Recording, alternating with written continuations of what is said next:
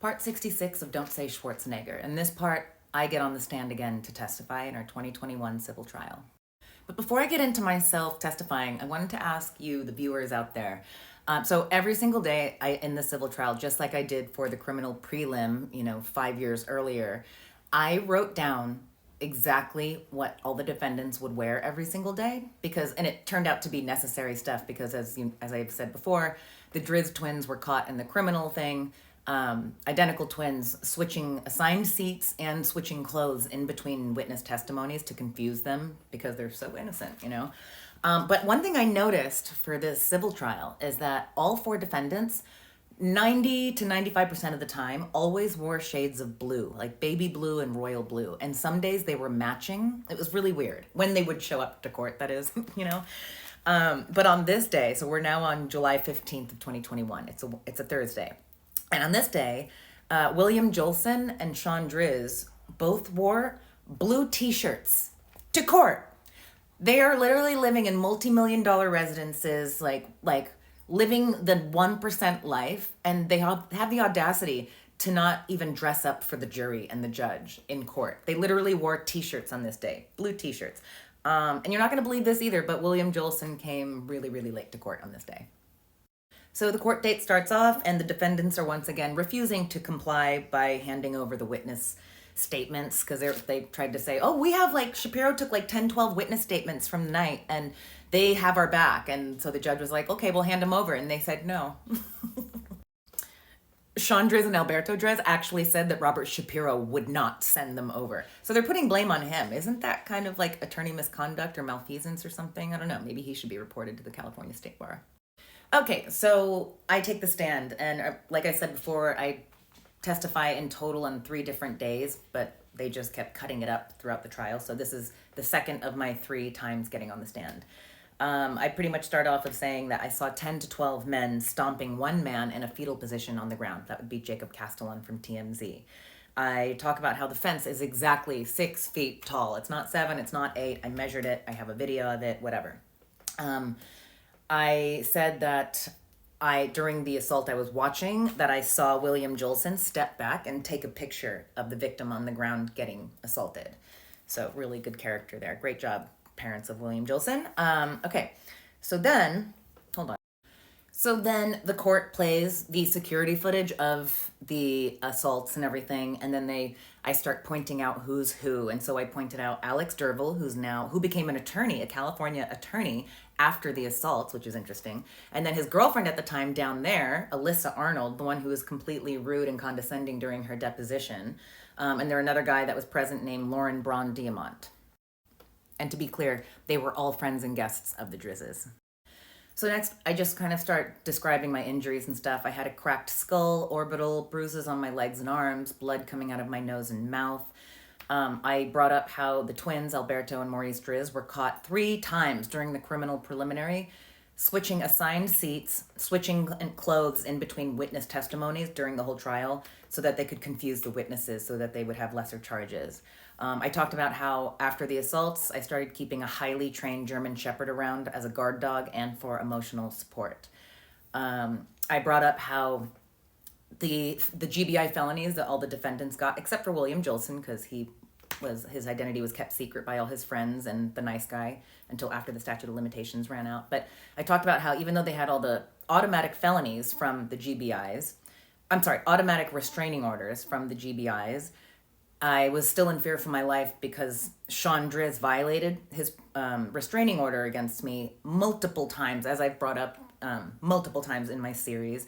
One of them, for example, was when he showed up to my deposition, and he's not allowed to ever speak to me. He's only allowed to have his attorney speak to me or speak to my attorneys. He is never allowed at this point for 5 or 6 years, I think it was, that the judge made it, that he can never speak to me. But he showed up at my deposition, and he asked if he could ask a question, and the attorneys said no, and I said no. And then he just plowed through anyways because he knows he's never going to get in trouble. And you can hear it. It's a video deposition. And he literally says, well, I just want to know if you're in fear of me, plain and simple. Just plows through. It's not only on video, But in the transcript from the court reporter from that deposition, it literally says Shawn Driz present with his attorney, Maria Hall, and it has what he says in the transcript. Hold on, I'm going to show you. I don't have any further questions. All right. So do you want to put the stipulation on the record? So here's the deal. Everyone else has had the opportunity to depose on screen. The only person who hadn't had the opportunity was Mr. Jolson, because he was not in the case with the class. I just have one question to clarify one thing. I don't want to answer it if it's not. I just want to know if you're in fear of me, plain and simple. So that's the clip of Shawn Driz interrupting and not taking no for an answer during my deposition and saying, you know, are you afraid of me, plain and simple? When I relayed this in court, Shawn had an outburst and he said, she's lying. I was never even there. You can hear him on the deposition video, and in the transcript it says present Shawn Driz and his attorney, Maria Hall. This is the attorney he showed up with, Maria Hall. There she is.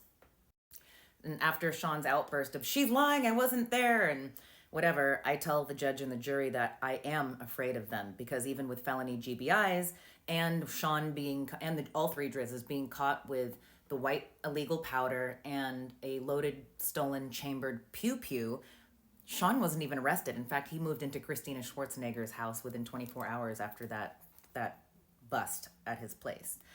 So at this point, the judge dismisses the jury. So the jury didn't witness this next part, but she dismisses them. And then she goes, okay, well, let me just fact check Anne before we move forward. So she pulls up the transcript in about 4 seconds, because she's the most prepared judge in the whole world, Judge Susan Bryant Deason. And this whole time while she's pulling it up on her computer and stuff, Shawn's still yelling, like, she's a liar. I would never do that. I wasn't even there, let alone saying that. She's like, shut it, sit down. She reads it, and then she reads it. And she goes, well, seems to be just like she said. So he immediately is like grumbling. And then she goes, yep, it even says you were there with your attorney, Maria Hall. And then she looks at my attorney. She's like, and this is on video too? And he's like, yeah.